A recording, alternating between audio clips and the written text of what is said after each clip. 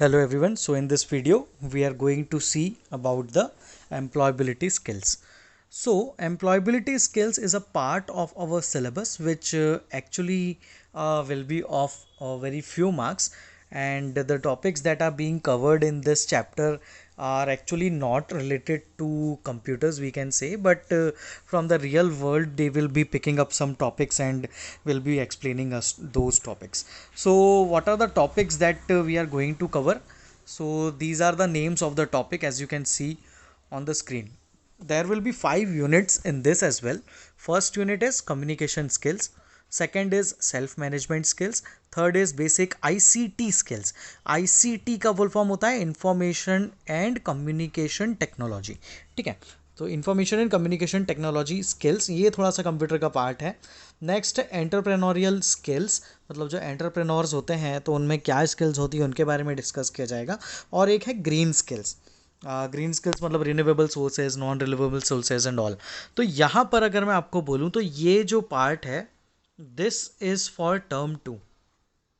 ठीक है, ये टर्म 2 का पार्ट है, यूनिट 3, 4, 5.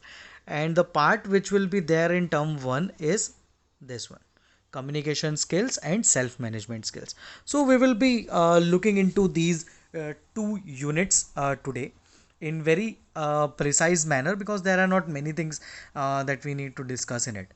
So चलो स्टार्ट करते हैं हमारी पहली यूनिट नंबर 1 को. तो ये यहाँ से मैं आगे बढ़ता हूँ. हाँ, तो यहाँ से आप देख सकते हैं this is unit number 1. So the very first thing that they have explained us is what is communication. Communication मतलब क्या? कम्युनिकेशन मतलब कि बात करना या किसी चीज़ को लिख कर किसी को बता देना, ये दोनों क्या हो सकते हैं? These two can be the ways of communication. या तो मैं बोल दूँ या तो मैं लिख कर किसी को कोई चीज़ कम्युनिकेट कर दूँ, कोई इन्फॉर्मेशन सेंड कर दूँ, तो वो कम्युनिकेशन कहलाएगा. ठीक है, तो ये डेफिनेशन इन्होंने बताई हुई है कि कम्युनिकेशन होता क्या है. अब कम्युनिकेशन जो होते हैं उसके कुछ टाइप्स होते हैं. सो दिस इज़ इंपॉर्टेंट, जो हमें पता होना चाहिए. तो कम्युनिकेशन के कौन कौन से टाइप्स होते हैं?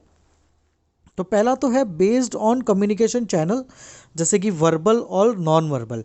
ठीक है, 2 तरीके के यहाँ बताएं. और based on style and purpose, तो उसमें बोला है फॉर्मल एंड इनफॉर्मल. ठीक है, तो पहले हम बात करते हैं बेस्ड ऑन कम्युनिकेशन चैनल्स. तो कम्युनिकेशन चैनल्स पे बेस्ड हमारे पास कौन कौन से हैं? तो हमारे पास है एक तो नॉन वर्बल, मतलब बोले बिना किसी चीज़ को कम्युनिकेट कर देना. और एक है वर्बल.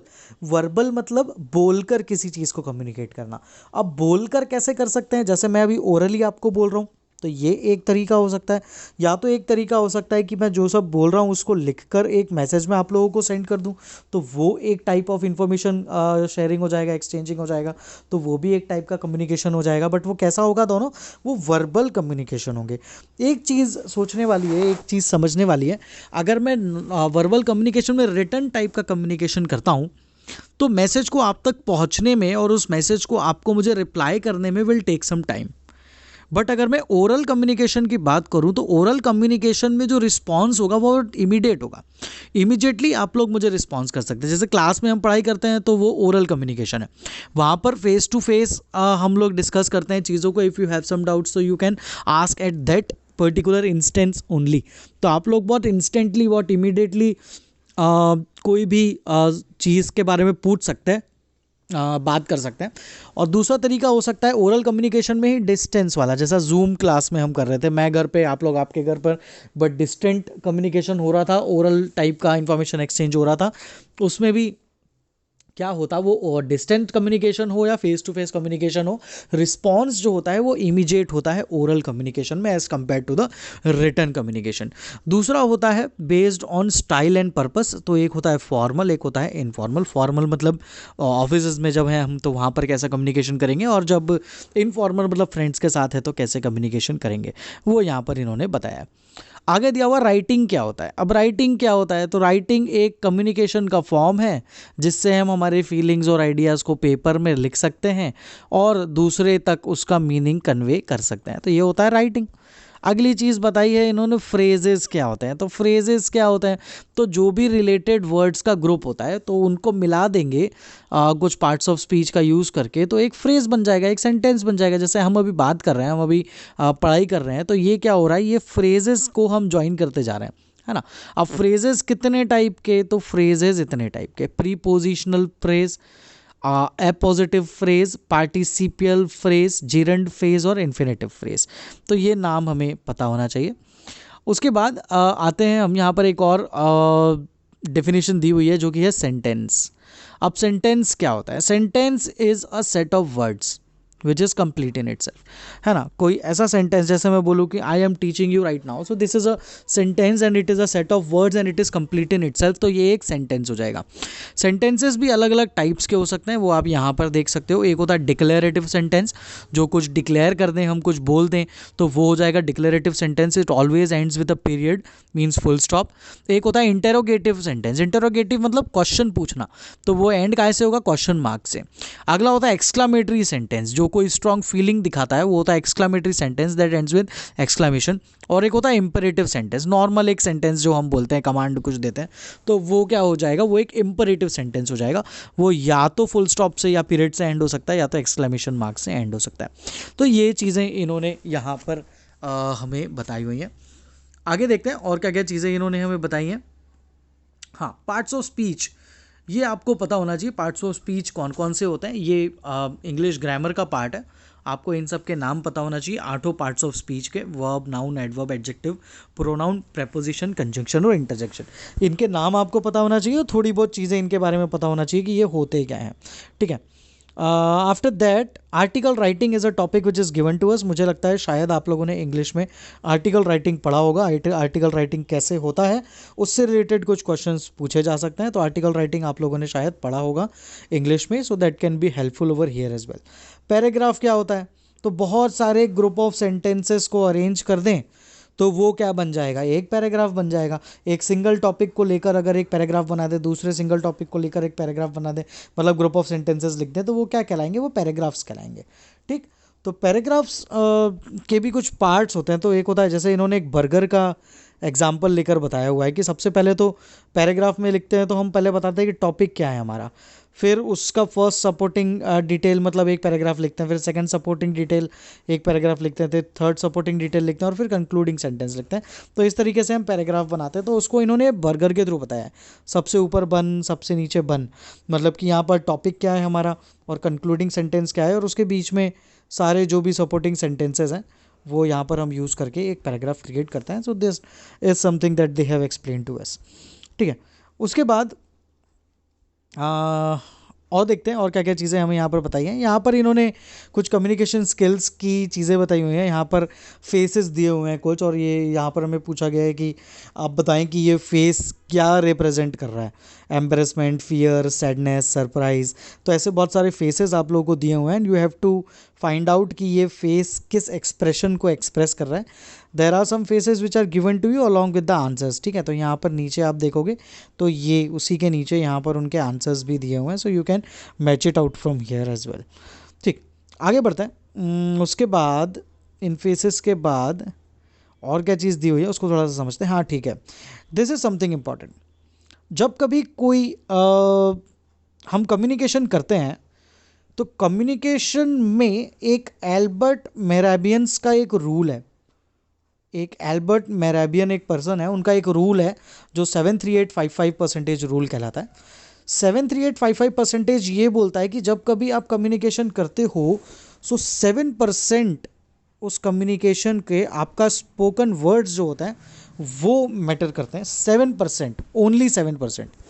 38% मैटर करती है कि किस तरीके की टोन में, किस तरीके की वॉइस में आप बोल रहे हो किसी कम्युनिकेशन को, वो 38% मैटर करती है। और सबसे ज़्यादा जो चीज़ मैटर करती है वो है आपकी बॉडी लैंग्वेज।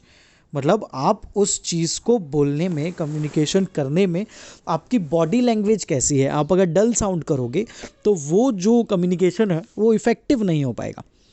तो अगर कम्युनिकेशन को इफ़ेक्टिव रखना है तो सबसे इम्पॉर्टेंट चीज़ है बॉडी लैंग्वेज, वर्ड्स नहीं, बॉडी लैंग्वेज। तो ये 73855% रूल आपको पता होना चाहिए कि 7% जो होता है वो स्पोकन वर्ड्स पर फोकस किया जाता है किसी एक कम्युनिकेशन में, इफेक्टिव कम्युनिकेशन में।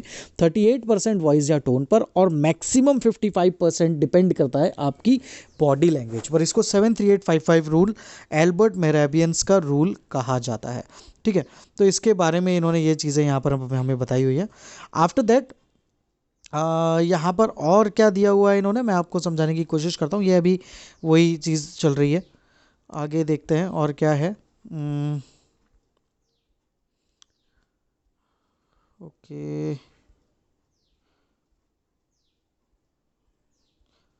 so another thing that they've given to us is the 7 C's of communication। 7 C's of communication, अब ये क्या चीज़ है ये हमें समझना पड़ेगी। किसी भी इफेक्टिव कम्युनिकेशन के होने के लिए 7 C होते हैं जो बहुत इंपॉर्टेंट होते हैं, ठीक है। सो वो 7 C's are the most important thing जो हमें पता होना चाहिए। और वो 7 C's होते क्या हैं, तो आप अभी आपकी स्क्रीन पर ये यहाँ पर देख सकते हो। 7 C's में कौन कौन से C हैं? C for clear, C for concise, C for concrete, C for correct, C for coherent, C for complete, complete और C फॉर कर्टियस। तो ये 7 C's हैं। इन 7 C's पर आपका कम्युनिकेशन डिपेंड करता है। पहला जो है वो है क्लियर, मतलब आप जो भी बोलने जा रहे हो, जो भी कम्युनिकेशन करने जा रहे हो, it should be clear. Complex phrases, complex words को हमें अवॉइड करना है। कंसाइज मतलब शॉर्ट एंड सिंपल। कोई भी बात अगर आप किसी को आप क्लियर करना चाहते हो, कम्युनिकेशन करना चाहते हो, तो it should be clear and to the point. वहाँ पर आपको बहुत ज़्यादा सेंटेंस को बड़ा करने की और ज़्यादा एक्सटेंड करने की ज़रूरत नहीं होती है। तीसरा होता है कंक्रीट। कंक्रीट मतलब कि आप बिल्कुल स्पेसिफिक रहो, पॉइंट टू पॉइंट बातें करो। जो भी आप बता रहे हो उसके तथ्य, मतलब जो बोलते हैं ना फैक्ट्स, उसके फैक्ट्स बताओ कि क्या वो बात मैं ऐसी बोल रहा हूँ तो क्यों बोल रहा हूँ, उसके ये फैक्ट्स हैं, ये फिगर्स हैं जो मेरे मैसेज को सपोर्ट कर रहे हैं। नेक्स्ट होता है करेक्ट। करेक्ट मतलब कि सही फैक्ट्स एंड फिगर्स आपको बताने हैं। आप ऐसा नहीं कुछ भी फैक्ट और फिगर जो कि सस्पिशियस है और आप ऐसा कोई फैक्ट और फिगर यूज़ कर रहे हो, so that will not do. अगला है कोहेरेंट, ठीक है, मतलब आपका मैसेज सही फ्लो कर रहा है या नहीं। मैं पहली बात ताजमहल की कर रहा था, दूसरी बात मैं सीधे पॉपुलेशन पे करने लग गया, so that should not go, है ना। वहाँ पर कोहेरेंसी होना चाहिए, वहाँ पर मेरा जो मैसेज है वो फ्लो करना चाहिए लॉजिकली, ठीक है। तो मुझे पूरा सेंटेंस अच्छे से कवर करना पड़ेगा, लॉजिकली पूरा फ्लो मेरा बनाना पड़ेगा। ऐसा नहीं कि कभी कुछ बात कभी कुछ बात। So my sentence should be coherent, my communication should be coherent. Complete, complete का मतलब है कि ऐसा ना हो कि मेरे कम्युनिकेशन में ऐसा हो जाए कि बाद में मुझे पता चले कि मैंने कोई टॉपिक्स छोड़ दिए हैं। So it should not do. मेरा जो कम्युनिकेशन है वो कैसा होना चाहिए, वो कंप्लीट होना चाहिए, ठीक। तो ये एक बहुत इंपॉर्टेंट है। और आखिरी है कर्टियस। कर्टियस मतलब आप लोगों को बहुत पोलाइटली बात करनी चाहिए, ठीक है। सॉफ्टन टोन आपका होना चाहिए। तो these are the 7 C's which you should focus on. तो ये 7 C's के नाम आपको पता होने चाहिए। ऑब्जेक्टिव्स में आ सकता है कि इन 7 C's में से कोई 8वां एक C और डाल देंगे, बट पूछ रहेंगे कि बताओ इसमें से कौन सा 7 C's में से कोई C नहीं है ना। तो ऐसे कुछ क्वेश्चंस यहाँ पर पूछे जा सकते हैं, ठीक है। So I think these were the things that are given to us in this particular chapter. और इसके बाद यहाँ पर इन्होंने ये दूसरा यूनिट नंबर 2 स्टार्ट कर दिया। So these were the things that we were suppose to discuss in communication skills. Now the next unit is self management skills. Self management skills मतलब हमें हमारे स्ट्रेस और उससे रिलेटेड यहाँ पर कुछ टेक्निक्स बताई गई हैं। तो स्ट्रेस मैनेजमेंट कैसे किया जा सकता है? सबसे पहले तो इन्होंने बताया कि स्ट्रेस कॉजल एजेंट्स कौन कौन होते हैं। तो स्ट्रेस कॉज करने वाली क्या क्या चीज़ हो सकती हैं? तो anybody can have a mental stress, social stress, financial stress, physical stress. So there can be any type of stress to anybody, ठीक है।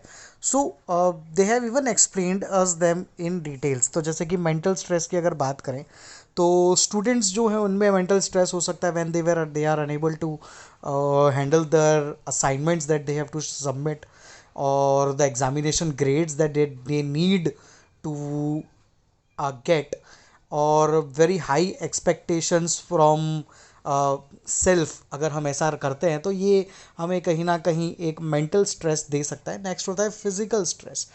physical stress मतलब कि at after some age means there are some hormonal changes that take into place into humans. हम लोगों में जैसे कभी कुछ hormonal changes होते हैं, so we now used to take care of our looks and everything. So at that time also somebody can feel we can say inferior from others, so that can cause physical stress. The third one is social stress. Social stress means we can say a very extreme pressure to do something that is given to us, again, that is given to the to a student, and maintain a balance between the friends. And there are many things that students do at that age, means show off and everything. So those things can make somebody socially stressed. And the last one is the financial stress. ठीक है, जब आप थोड़े से बड़े हो गए, job वॉब करना स्टार्ट करोगे, सो that can be a type of stress that you can face.